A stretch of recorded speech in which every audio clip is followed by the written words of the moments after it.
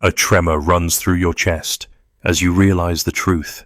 An empath fractured is the most dangerous force you will ever encounter. You feel it in your bones, an electrical ache, a whisper of dread that coils around your heart. You have spent lifetimes absorbing the pain of others, stitching together broken souls with your essence, only to find yourself depleted, hollowed out a vessel so cracked that even the faintest sorrow floods your entire being. Beware, for you stand at the edge of an abyss you yourself created, and the chasm gazes back with hungry eyes. You remember when you first heard the call, the soft cries at the edge of a crowded room, the silent tremor under someone's forced smile. You reached out, tethered your spirit to theirs, and felt a rush of empathy so profound it threatened to drown you. Each soul you encountered offered you shards of their suffering until you became a mosaic of anguish. Your boundaries, once as firm as stone, dissolved in the ceaseless tide of others' emotions, and now you are broken. The broken empath wields sorrow like a blade. In their hands, grief becomes a weapon, sharpened to exact revenge on a world that never understood their gift. Every unhealed wound you carry pulsates with a dark magnetism. Others sense the depth of your compassion and flock to you, drawn like iron filings to a magnet. Yet each connection exacts a price, a sliver of your light, a fragment of your hope. And when the debt becomes too great, you lash out, not with violence, but with an icy indifference that cuts deeper than any knife. You find yourself recoiling from tenderness, fearing its soft embrace will shatter you entirely. The anima within you, once a gentle guide towards self-love, now becomes a tormentor. She whispers doubts in your ear. You are unworthy. You are too much. You are nothing without their pain. And in the shadowy corners of your mind, the ego grows fat on these deceptions. It inflates grandiose and cries for attention until your identity is nothing but a carnival of trauma reflections. Imagine her, the broken empath, standing at a mirror's edge. She sees your face, a patchwork of everyone's agony, and wonders where you end and others begin. Meanwhile, her physical body trembles with cortisol, the chemical imprint of chronic stress.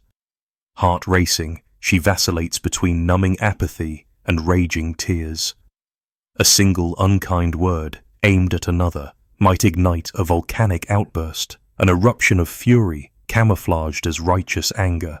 She admonishes herself afterward, drowning in guilt, yet the cycle repeats, and she remains trapped in a whirlpool of self-reproach.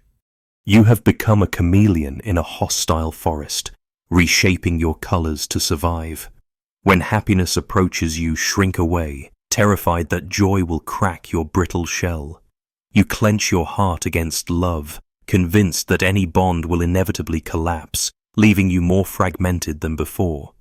Your trust shattered you. Shield yourself with cynicism, deflecting sincerity with razor-sharp sarcasm. Third-person voices echo in your mind. She doesn't care, they say. She's beyond saving. And a part of you curiously wonders if they might be right. A broken empath's world is a theater of extremes, an endless alternation between hypervigilance and oblivion. In crowded spaces, you feel like a drowning swimmer, lungs burning, as you gulp down the emotional waves crashing against your consciousness. Alone, you confront a deafening silence, your own thoughts echoing with accusations of failure. As a Stoic might counsel you, you strive to view your suffering with equanimity, but the Stoic flame flickers feebly against your storm of sensations. Epictetus would remind you that pain is an opinion, but you know too well that opinions can ignite infernos inside your chest. Yet within this tempest, a spark of self-awareness flickers.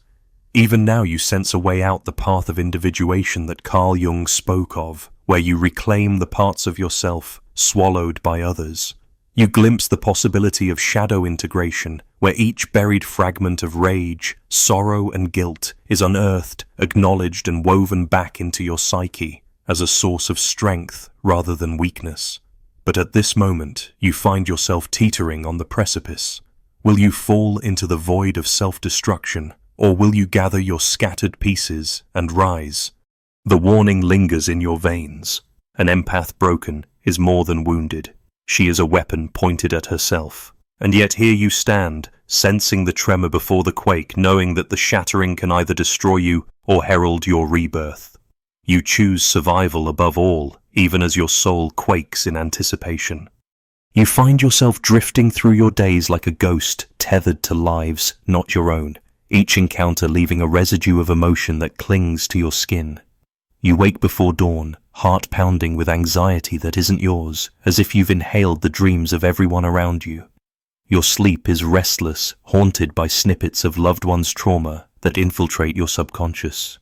When the sun climbs, you move through the world in a fog of exhaustion so profound that even the simplest task, a brush of hair, a smile, feels like climbing a mountain. Others seem to breeze past you, unaware of the silent war waged within your veins. She watches you, this broken empath, as you collapse on the couch, trembling and hollow-eyed.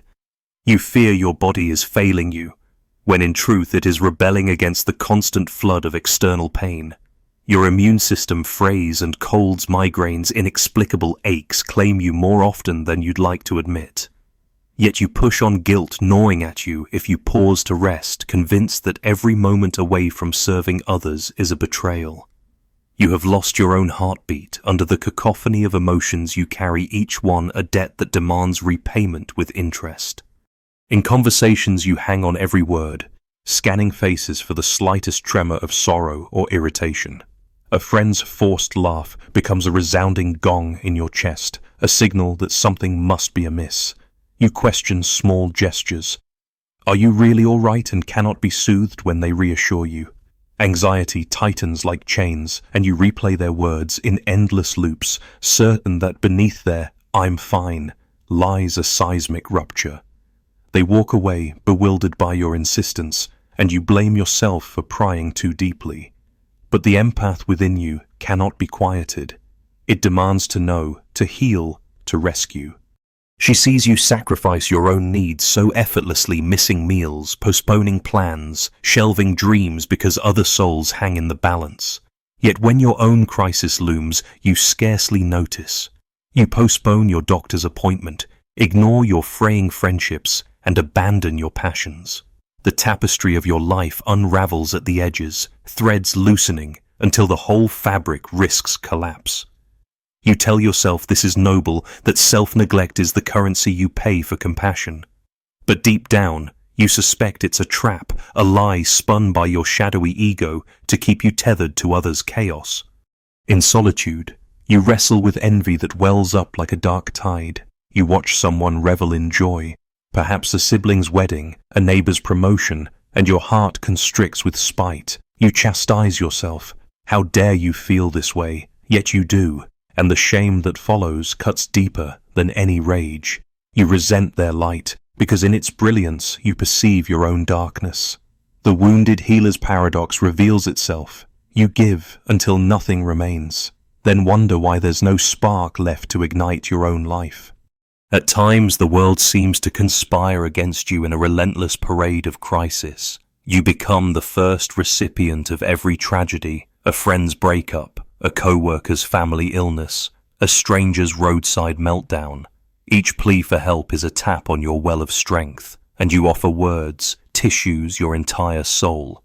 But as the taps multiply, your well runs dry. Eventually, you spit out hollow advice, your empathy reduced to rote phrases. You feel the judgment of others when they sense your indifference. She's changed, they whisper. And indeed, you have hardened by compassion, fatigue. Your relationships strain under the weight of imbalanced exchange. You are magnetized to those who suffer, yet repelled by those who thrive. You avoid celebrations lest you feel a pang of guilt for enjoying life.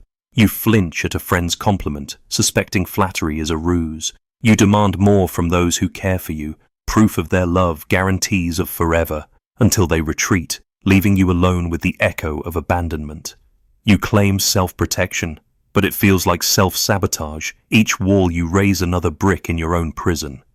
She sees the isolation draw tighter around you, how you avert eye contact in crowds, how you decline invitations with excuses you barely believe.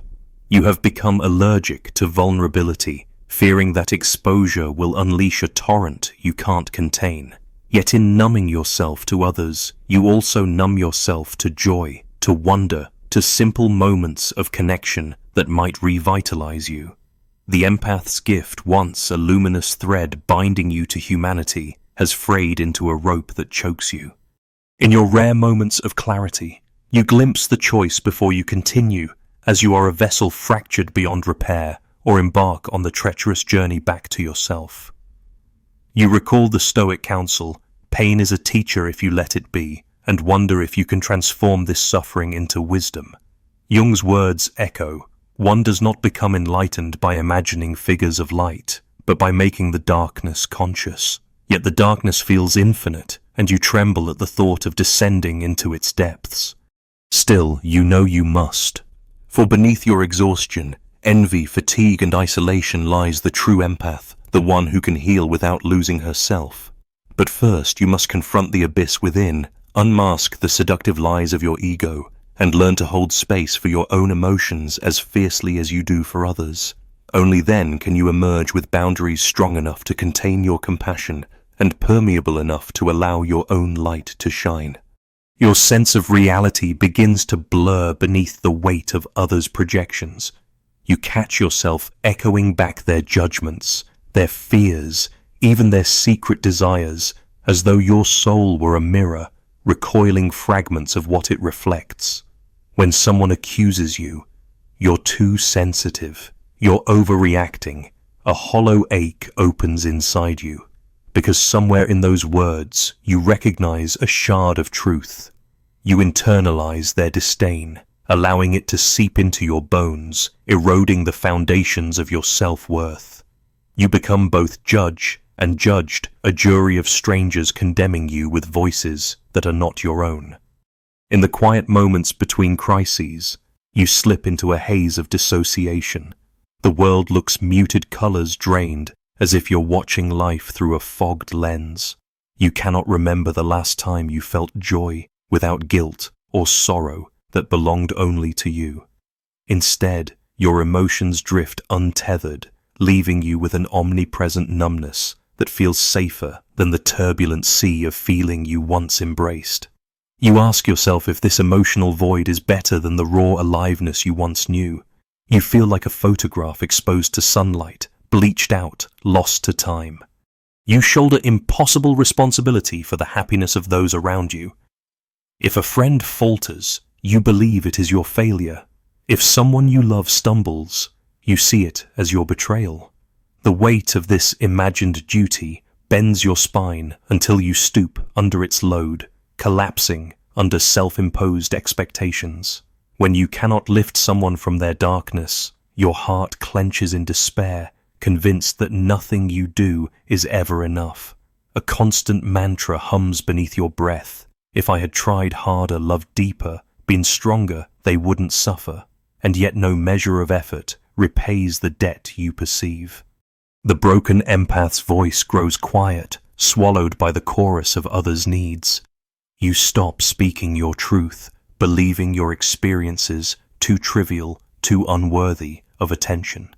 When you try to share your own burdens, they fall like stones in a well, silent, ignored, or misunderstood. You smile politely as they edge past your pain, unwilling or unable to dive into your depths. Resentment simmers beneath your gentleness, a silent storm that threatens to break at the slightest provocation.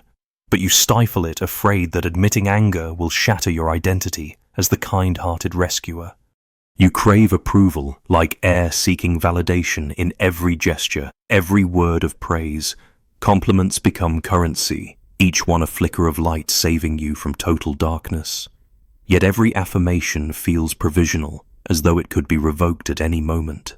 You build your self-esteem on others' fragile whispers, only to watch it crumble when they walk away or become indifferent. You find yourself replaying past conversations, analyzing every syllable, hoping to extract an ounce of reassurance that your existence has meaning beyond service. In intimate relationships, you either engulf your partner with a tidal wave of care or withdraw entirely terrified of being consumed. You oscillate between enmeshment and isolation, clinging so tightly in one moment, then retreating like a wounded animal in the next. Fear of abandonment drives you to test loyalty. A curt remark sent in the mail of sarcasm, a cold shoulder delivered with surgical precision. You watch appalled as love retreats before your eyes, but the wounds of rejection feel strangely confirming, as though your belief that no one can love you is finally validated. Secretly, you hunger for rescue yourself. You long for someone to see the cracks in your armor, to gather your splintered pieces with genuine care. But you cannot ask for help. Your pride and shame are interwoven in a barbed wire braid. You believe that revealing your weakness will unleash a floodgate of burden upon another, so you lock your vulnerability behind an iron door. And so you remain stranded, helpless, ironically, in the very role you have perfected. Every reflection of your pain is an echo of the past. When conflict arises, you replay childhood wounds, the unseen tears, the unheard cries, the moments when your own empathy was met with indifference. The child within you wails for acknowledgement, for someone to cradle their bruised heart. Yet as an adult, you mute that plea, believing it selfish. You carry the belief that only others' pain matters, and your suffering is a dissonant note that must be silenced. And yet in this crucible of chaos and caretaking, your soul flickers with a hidden promise. Each fracture in your mirror reveals a sliver of strength, an opportunity to reclaim the pieces you thought lost. The challenge lies in noticing these cracks, not as failures, but as gateways to deeper compassion for others, and crucially for yourself. You stand at the intersection of fury and despair, your pulse a thunderclap in your ears as you confront the tangled threads of your own design. You realize that every emotional eruption, every moment of icy withdrawal, has been a plea for help disguised in the armor of self-sabotage. You have been screaming for rescue, even as you refuse to lower your defenses. The violence of your compassion, when untethered by boundaries, has been a force of destruction as much as of healing. The empath within you trembles, recognizing that power without restraint becomes a weapon against the self. You begin to glimpse the shape of your own shadow, that hidden orchestra of impulses you have refused to conduct. The rage that flares when someone else cries. The vanity that blooms each time you are praised for your sacrifice. The greed for validation that devours your peace. These facets of yourself, once banished to the basement of your psyche, now emerge like specters demanding your attention. You feel the weight of their presence as you realize that denying them has only given them more power. To integrate your shadow, you must welcome these dark reflections as teachers rather than enemies. In the half-lit corridors of your mind, you practice saying no, that small but seismic word that quakes your world. When someone asks for more than you can give, you feel the tremor of guilt rise like a poison. But you breathe, planting your feet in the truth that your worth is not measured by your willingness to be drained. You learn to honor your own limits as acts of self-respect rather than selfishness. Still, each refusal comes with a cost, the fear that you will lose connection, that your tribe will abandon their healer. And you confront the paradox: healthy boundaries preserve the capacity to care. You recognize the Stoic flame flickering again within you. Seneca's voice echoes. It is not that we have a short time to live, but that we waste much of it. You see how you have squandered your days in self-neglect, letting others' suffering consume your hours. You resolve to reclaim your life.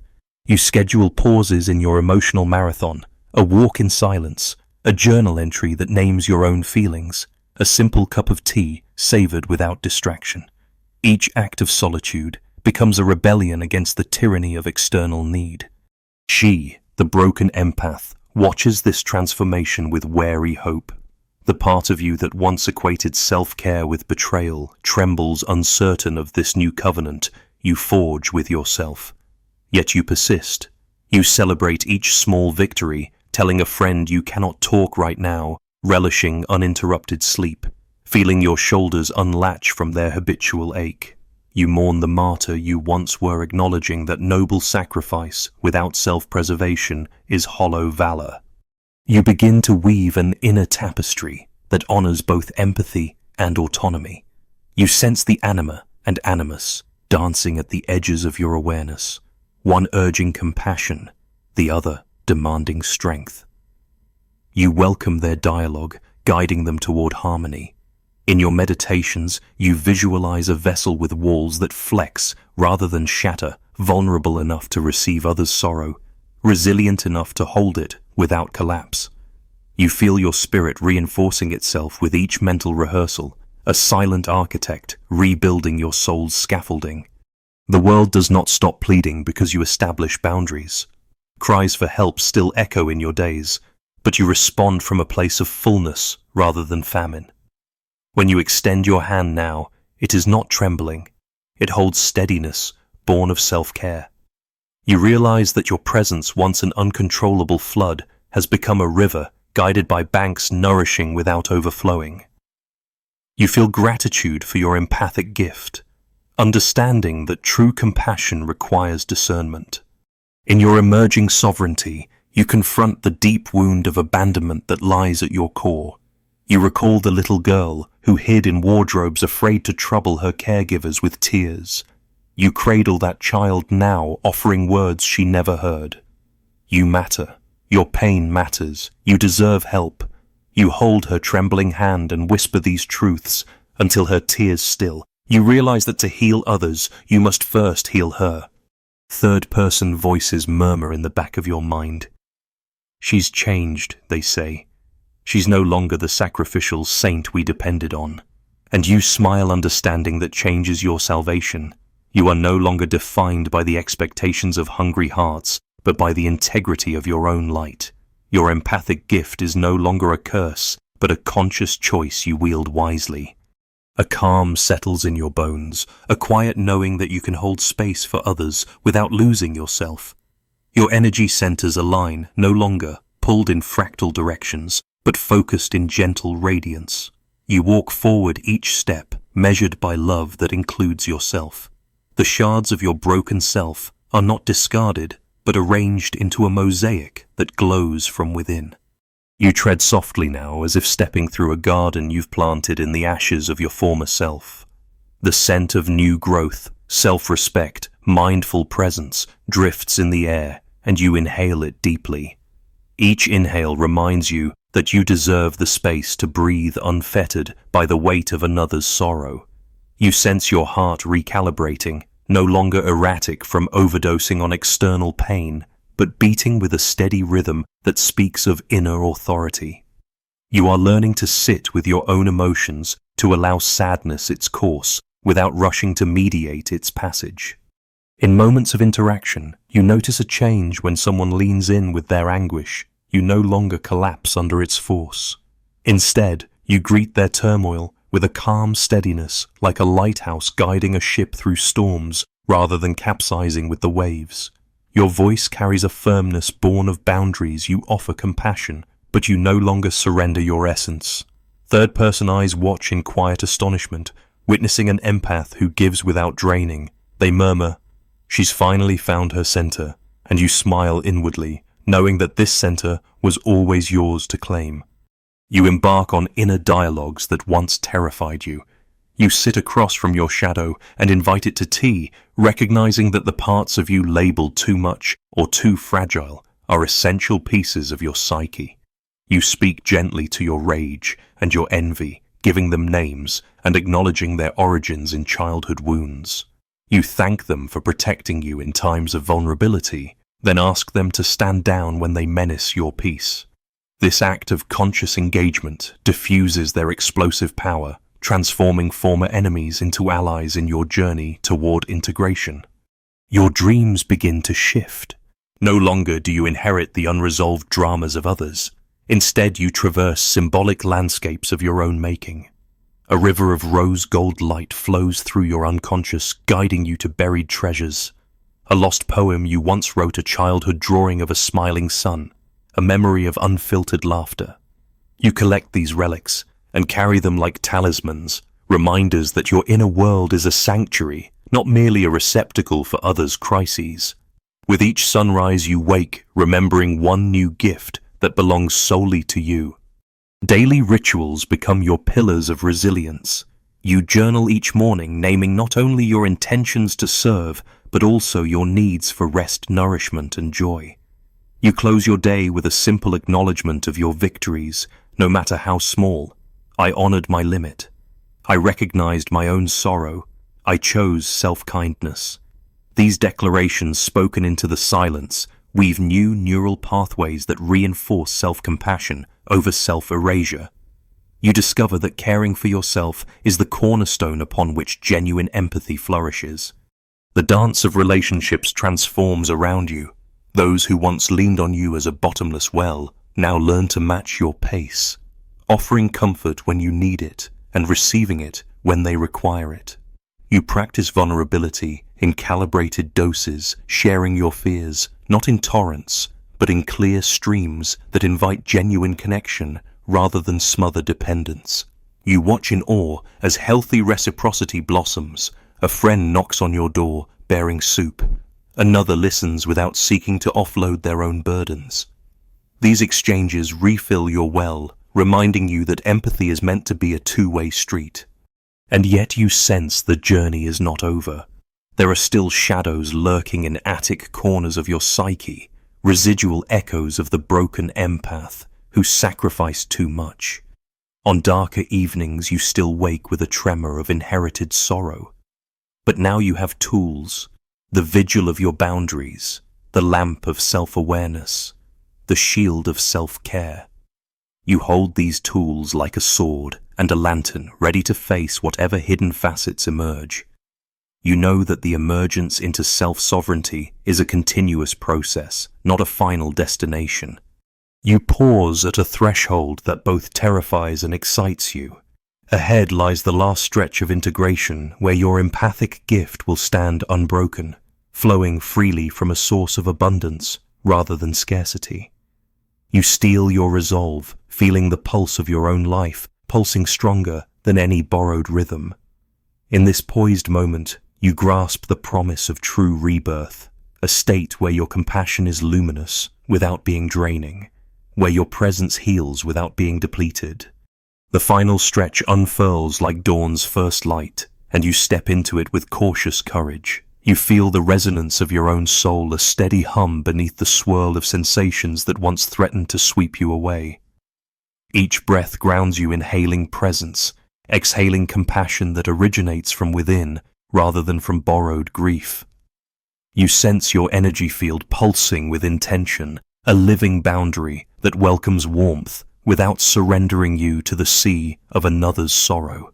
In this new state, empathy becomes a choice rather than a compulsion, a sacred gift extended from abundance instead of dispensed from emptiness. You remember the nights when your body shook from the weight of others' nightmares, when your spirit felt too fragile to endure one more tear. Now you rest in the quiet confidence of self-possession. When someone leans into their pain, you mirror their anguish, not as a sponge, but as a reflective pool. The emotion touches your surface, ripples outward, and then returns to its source. The ripple becomes a gesture of solidarity, not a drain on your resources. Third-person voices marvel. She holds firm in the storm. They whisper, recognizing at last that an empath who honors herself is the truest healer. Your relationships bloom in this fertile ground of reciprocity. You listen with full presence, feeling the echo of another's struggle, but never losing sight of your center. When you speak your own truths, hesitant at first, they land with clarity, inviting genuine connection rather than pity or projection.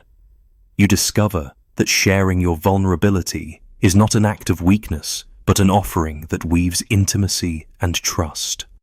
Friends lean in to support you now, bringing their own compassion as gifts rather than demands. The give and take flows like a well-tended river, nourishing both banks. In the mirror of your psyche, you no longer see a shattered mosaic, but a masterpiece refined by fire. Your shadow aspects greed for approval, envy of others' ease, rage against betrayal, shine as facets of a gem when illuminated by conscious awareness. You bow to each of these inner teachers, thanking them for guiding you to the thresholds you most feared. With each acknowledgement, the darkness loses its power to haunt you. It becomes an ally on your path to wholeness. You sense Jung smiling in the unseen individuation unfolding in real time. You cultivate rituals that honor your sovereignty. Morning light greets you with moments of stillness before the world stirs your senses. You journal not only your intentions, but also your boundaries, clear declarations of what you will and will not absorb.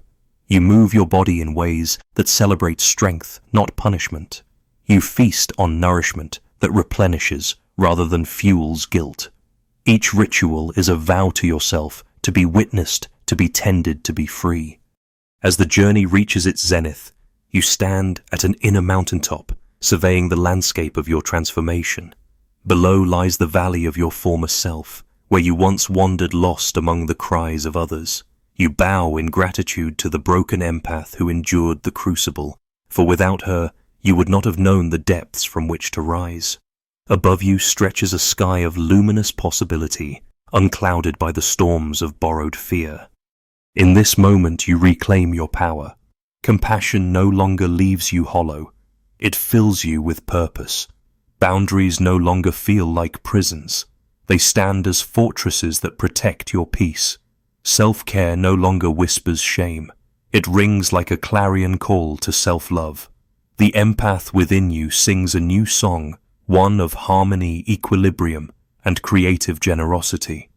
And so you emerge sovereign and radiant, the architect of your own empathy. You are the healer who holds her own wounds.